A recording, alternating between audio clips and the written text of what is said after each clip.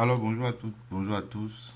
J'espère que ça va bien chez vous et que la semaine a été vraiment fructueuse sur le marché, surtout avec l'euro où c'était une semaine vraiment folle. Excusez-moi. En tout cas, tous nos objectifs ont été atteints. Le plan établi le week-end passé, les objectifs qui ont été annoncés ont été atteints à la baisse comme à la hausse sur l'euro USD et sur toutes les autres parités. Donc, on va commencer bien évidemment avec la parité euro-USD sur laquelle je suis d'ailleurs. Donc, ici, nous sommes sur le graphique 4 heures. D'accord. Donc, je vais faire un récapitulatif du plan du week-end passé. Le week-end passé, on était ici et il y avait ce double top. D'accord. On avait ce double top ici où on avait tracé également cette droite de tendance, ce petit support haussier. Donc le plan c'était de vendre après cassure des deux niveaux, c'est-à-dire simultanément de la droite de tendance et du support. Et c'est ce qu'on a eu. On a eu une clôture, une cassure, puis une clôture sous les deux niveaux ici. Puis on a eu une accélération baissière. Donc ça a pris, je crois que ça a pris près de 80 pips. D'accord. Près de 80 pips à la baisse. Donc on avait établi les objectifs également. Bon, le week-end passé, j'avais utilisé TradingView. Mais avec TradingView, le PC est un peu lent. Donc ce week-end, j'utilise MT4, la plateforme MT4. Donc on voit qu'on a pris près de 80 pips ici à la baisse. Donc le plan à la baisse. Les objectifs qui avaient été annoncés, tous ces objectifs ont été atteints à la baisse. Donc vous allez voir, je pars en H1 peut-être ici. Donc c'était ça. Je diminue un peu le zoom. Donc voilà. On a eu la cassure, la clôture, un petit pullback et puis paf, l'accélération baissière. Donc c'était ça le plan. Et vous avez vu, et après la baisse, on s'est arrêté sur ce support-là. Donc c'était les 1,1913. Je crois que c'était parmi les objectifs à la baisse, les TP annoncés le week-end passé sur TradingView. Donc, donc comme je vous l'ai dit, le Chatib c'est un outil vraiment très merveilleux que vous pouvez utiliser à n'importe quel moment pour prendre des positions à l'achat comme à la vente. D'accord. On est tous d'accord qu'on est dans une tendance haussière sur la parité euro-USD. En D1, on sait tous que c'est haussier. Après, excusez-moi, après les tête épaule qui a été formée ici, on a eu, si on peut dire, une fausse cassure et puis paf, l'accélération, ça a réintégré la figure et puis une petite tendance haussière s'est formée. Bon, là on est en D1, donc c'est une vraie tendance. D'accord. Maintenant, si on repart en H4 ici, donc on a eu dans la tendance, on a eu les accélérations, c'est-à-dire l'impulsion, la correction, l'impulsion. Donc la correction, ce qu'on a eu, le mouvement qu'on a eu entre le lundi, mardi, mercredi, c'était une correction au fait. Et vous savez très bien, pour ceux qui font du chartisme uniquement comme moi, les droits de tendance, le price action, vous savez très bien que les corrections ne se font pas forcément sur les droits de tendance. Les corrections peuvent se faire à un niveau donné avant de repartir quand vous êtes dans une tendance haussière à la hausse ou avant de repartir quand vous êtes dans une tendance baissière à la baisse. Donc c'est ce que nous avons eu ici. Et puis de toute façon, nous avons des niveaux de support résistance. Si on avait des supports, ce sont ces supports-là qui ont repoussé le prix à la hausse. Donc je viens ici en H1. Donc après la baisse, ici, on voyait en H1 ici, d'accord, quand on a biseau descendant plus divergence haussière sur le RSI. Quand, en tout cas moi, pour ma part, quand j'ai des figures comme ça, j'achète après cassure, les yeux fermés, achat, stop loss sous le dernier creux, et puis les objectifs sont déjà tracés. D'accord, on a ce niveau, puis ce niveau. Bon, le week-end passé, on avait annoncé 1,2228 pour la cassure de ce niveau des 1,2084 éventuellement. Donc c'est ce qu'on a eu. Mais actuellement, on est à 1,2203. Donc si on peut dire, on peut dire que tous nos plans ont été atteints et tous nos objectifs ont été atteints à la baisse, à la hausse. Nous sommes juste à, je crois qu'on a atteint 1,2216 à quelques pips de l'objectif. Donc c'était une semaine vraiment folle sur le marché, surtout sur l'euro. et également sur l'USD, puisque le dollar avait pris de la valeur le lundi, mardi, mercredi, je crois, avant de commencer par chuter. Surtout le vendredi, on a eu une chute drastique du dollar, du billet vert. Donc je disais tantôt ici, on a une divergence haussière avec le prix de divergence et le RSI forme des creux de plus en plus haut alors que le prix forme des creux de plus en plus bas. D'accord. Ici, on a eu la cassure, on a eu le petit pullback et puis paf, on a eu l'accélération haussière. Après l'accélération haussière s'est faite et puis on a eu l'atteinte, le premier TP qui a été touché. D'accord. On a eu une correction sur le niveau qui a été cassé et puis paf, ça repart à la hausse. Donc, celui qui avait vendu celui qui avait suivi le plan allait vendre ici, prendre ses gains ici. Bon, j'aurais dû faire une vidéo dans la semaine pour parler de cette figure, mais bon, tous ceux qui ont suivi ma formation, je crois qu'ils ont pris ça, ils ont pris ce trade. D'accord. Donc là, nous avons biseau descendant, guidance haussière, cassure, achat, watt pour viser l'objectif déjà tracé. Donc c'est ce qu'on a. Donc maintenant, pour la semaine prochaine, quel plan on peut établir sur la parité euro-USD? Nous sommes tous d'accord que l'euro-USD est haussier. Donc, on va essayer d'établir un plan pour la hausse et éventuellement pour la baisse. Bon, vous voyez ici, on n'a pas de correction. La correction est très petite. De petites bougies rouges. Donc là, j'irai sur de petites unités de temps pour voir si je peux tracer une petite droite de tendance. Je vais d'abord en M30 pour voir. Donc en M30, on va essayer de tracer quelque chose rapidement. En M30, on a des creux de plus en plus hauts ici. D'accord. Et de toute façon, je crois qu'on a une petite divergence baissière. Un instant.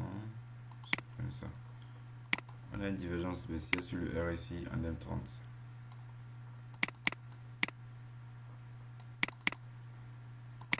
Donc à partir d'ici, on a des sommets de plus en plus hauts. Donc il est fort probable. De toute façon, l'accélération haussière, on a une forte accélération haussière. Et vous savez très bien que le prix n'évolue pas de façon linéaire. Donc il est très fort probable qu'on ait une correction. La correction peut se faire sur cette droite de tendance tracée ici.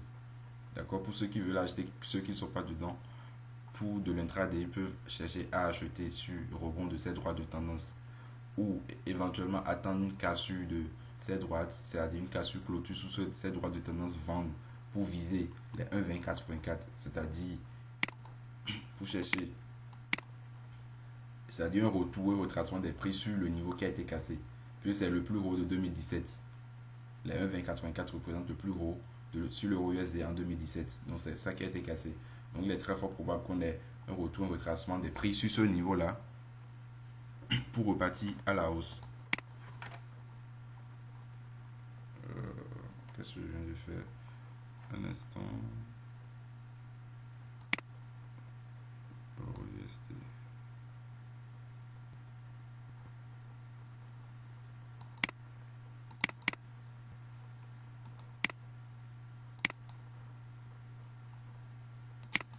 Voilà. Donc, je disais tantôt qu'il est fort probable, de toute façon, on a une divergence baissière en M30 ici, d'accord. Chercher un rebond ici ou attendre carrément la cassure de ce niveau.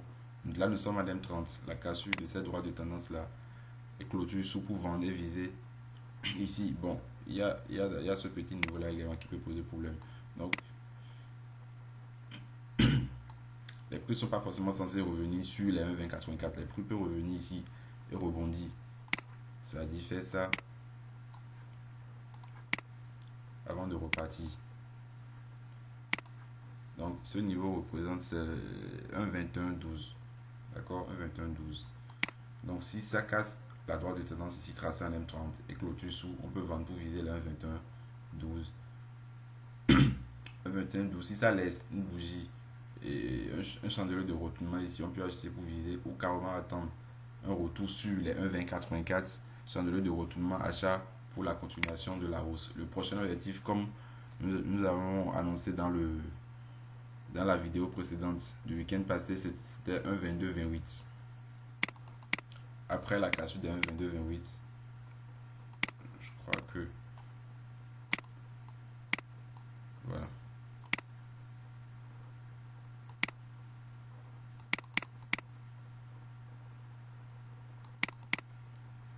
Donc après ça, on aura ce niveau, donc 1,2360.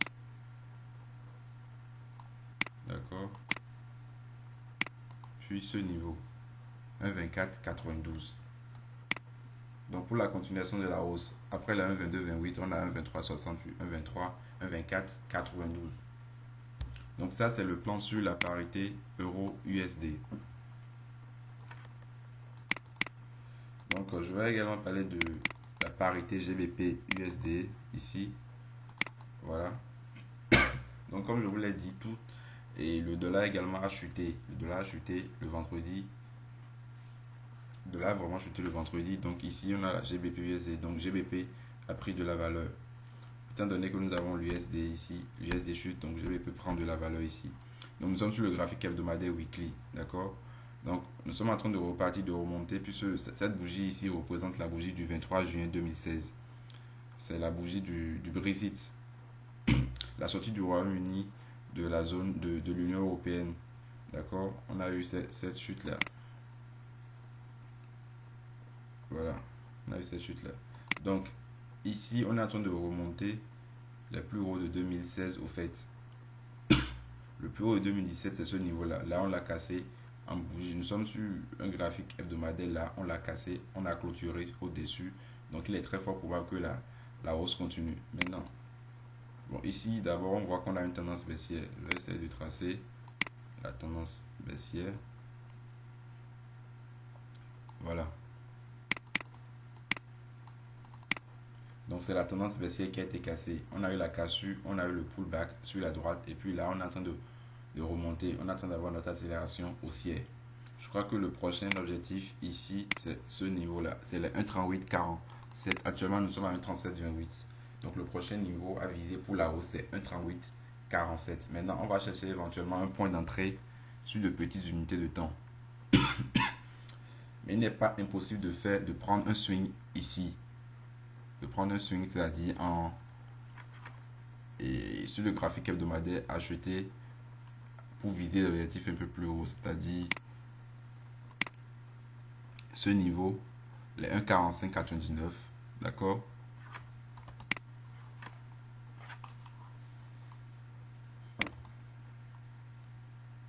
Donc, placer le stop loss sous 1,3254 et chercher à viser 1,4599, sinon 1,4600.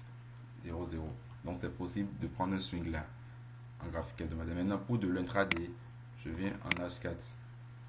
Donc, en H4 ici, vous avez vu l'accélération, c'est un peu comme sur la parité de l'OUSD qui a cassé ses plus hauts 2017. L'accélération aussi est très fort probable qu'on ait un retour sur les prix sur ce niveau. Excusez-moi. Puis on repart à la hausse. Donc je vais chercher un point d'entrée en M30 peut-être. Vous voyez l'accélération aussi est sans aucune correction. On n'a pas de divergence baissière ici. Non, on n'a aucune divergence baissière ici. Je vais quand même voir. Je vais peut-être utiliser le retracement de Fibonacci.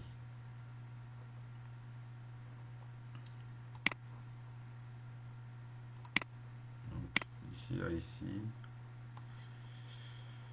Donc si ça doit retracer, ça peut retracer sur ce niveau, les 23,6%.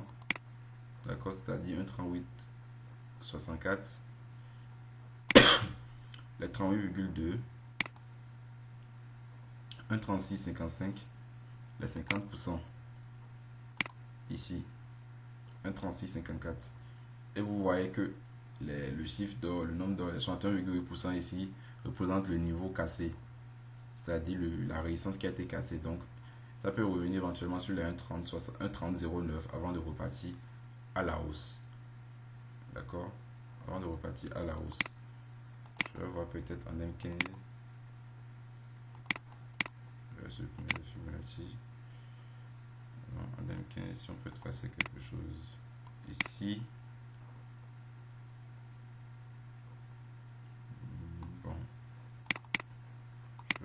vais commencer à partir d'ici pour voir.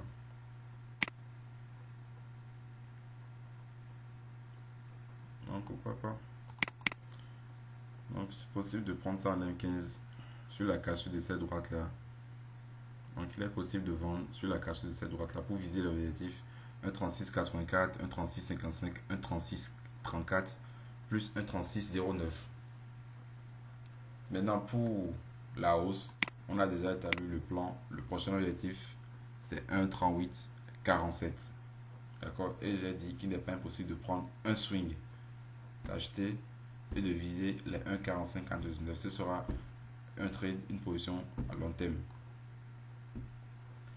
Donc voilà pour la parité GBP USD.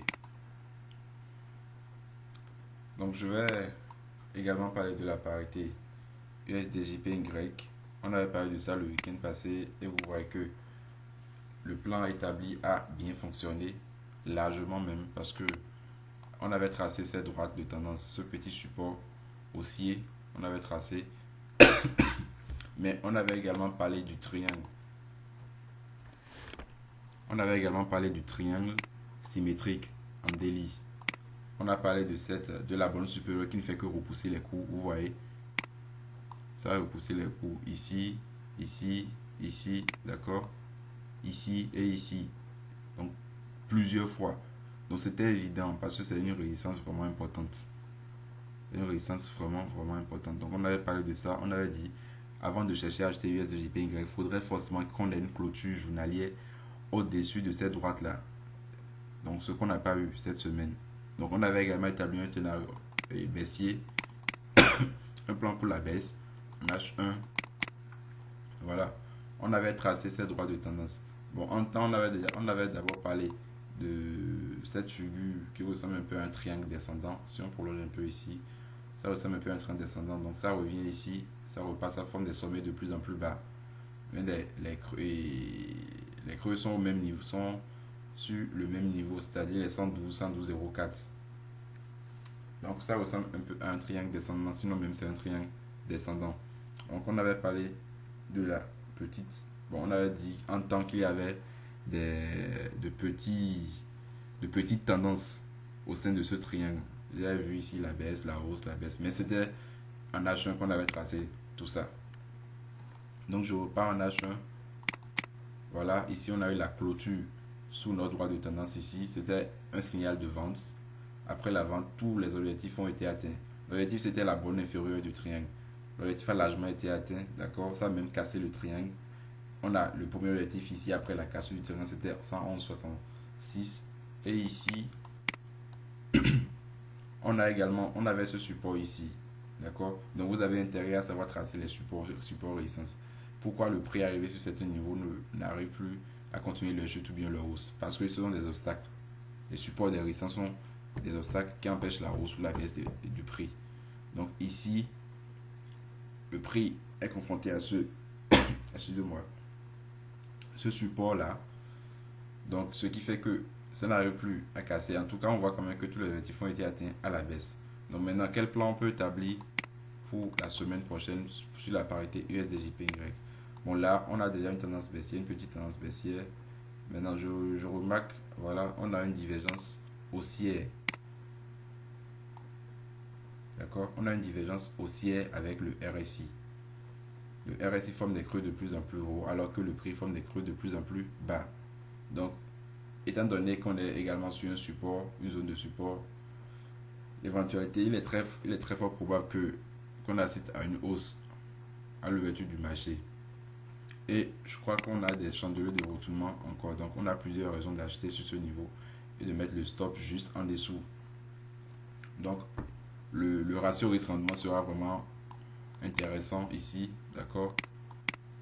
Parce que vous mettez le stop sous le dernier creux, c'est-à-dire sous les mèches, pour viser. Bon, il y aura d'abord ce niveau, d'accord? Il y aura d'abord ce niveau, puis ce niveau. Je vais voir si on peut tracer quelque chose avec ça.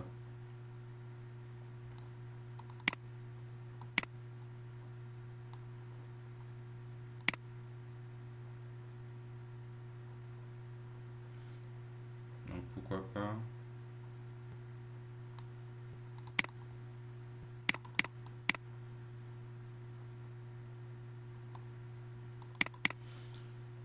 Donc on a un petit biseau descendant ici, d'accord. Donc ça peut remonter, aller toucher la bande supérieure. La bande supérieure du biseau ici. Après cassure, on a ce niveau, puis ce niveau. Donc tant qu'on est sous cette droite de tendance là, c'est toujours la baisse. Donc ce sera éventuellement une correction. Mais après la cassure, la hausse, c'est la hausse. Étant donné également qu'on a une divergence haussière ici, donc il est très fort probable que ça monte vraiment.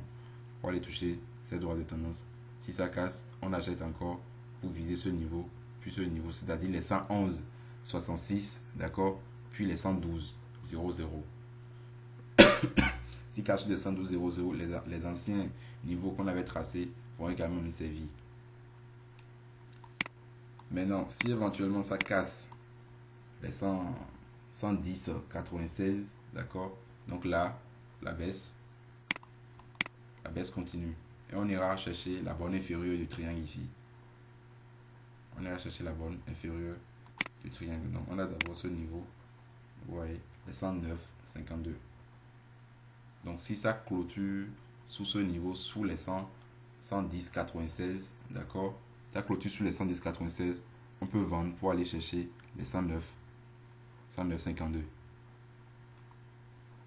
Donc ça c'est le plan sur la parité USD JPY. Mais avec le biseau qu'on a ici, ça peut vraiment monter, étant donné qu'on a biseau descendant, divergence haussière, chandelier de retournement. On a assez de signaux pour prendre une position à l'achat. Donc ça c'est le plan sur USD JPY. Donc excusez, il y a la toux là qui me dérange. Donc une dernière analyse pour finir cette vidéo, cette revue hebdomadaire. Donc on a également ici la parité NZD-USD. NZD-USD, donc qui s'inscrit ici dans une tendance haussière. Nous sommes sur le graphique 4 heures. D'accord. Donc on a cette droite de tendance là. Bon, USD et NZD-USD, j'ai parlé de ça plusieurs fois. J'avais parlé de ce biseau. Vous pouvez regarder les vidéos précédentes. Je crois que c'était en décembre ou en novembre. On avait le biseau descendant ici, divergence haussière, cassure et pullback, formation et consolidation. D'accord. Dans la consolidation, on a formé un triangle symétrique. La cassure du triangle a donné le tempo pour la suite, c'est-à-dire l'accélération haussière. L'accélération haussière s'est faite et puis on a eu l'installation d'une tendance haussière ici qui évolue au-dessus de cette droite de tendance, de ce support haussier. D'accord. Et vous voyez chaque fois que ça corrige, ça vient se poser sur la droite. Ça, puis ça accélère. Ça corrige, ça se pose sur la droite. Ça accélère ici également. Donc cette semaine, c'est ce qu'on a eu. Donc là, dans la semaine, et le week-end passé, on avait parlé de ça. On avait parlé de ce niveau-là. D'accord. Et on avait établi les comment on appelle, on avait établi l'objectif à la hausse comme à la baisse. Les objectifs à la baisse n'ont pas été atteints parce que la droite n'a pas été cassée. Mais pour la hausse, les objectifs ont été atteints. Donc le plan à établir, c'est quoi? Attendre un retour des prix sur cette droite-là et chercher un chandelier de retournement comme on a eu ici pour pouvoir acheter et viser l'objectif un peu plus haut. Donc pour l'objectif, le prochain objectif ici c'est 0,73.22. Et excusez-moi, 0,7322. D'accord. Le prochain objectif sur NZD-USD c'est 0,7322. Donc on va attendre un retour des prix sur cette droite là pour acheter. Mais si cassure de la droite, si cassure clôture de la droite, c'est la vente. Donc on va assister à un retournement de tendance. La vente pour d'abord viser les 0,7116. D'accord. 0,7116, cassure des 0,7116. Donc là c'est la chute vraiment pour aller chercher les 0,7053. Donc voilà, je vais voir si on n'a pas de divergence. Donc là on n'a pas de divergence. On n'a pas de divergence, mais on a quand même un bon plan sur NZD-USD. Donc ici même je crois qu'on peut tracer quelque chose. Voilà. Mais ça revient au même. À moins qu'on cherche à prendre de petits pips, c'est-à-dire faire du scalp, chercher une clôture sur cette petite tendance haussière, vendre pour aller chercher la prochaine droite de tendance.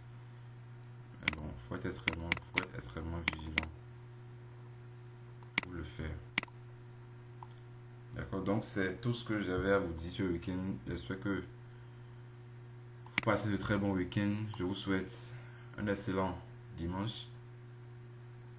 N'oubliez surtout pas de liker la vidéo, de partager et de commenter si possible. Donc très bon week-end à vous. Ciao, ciao.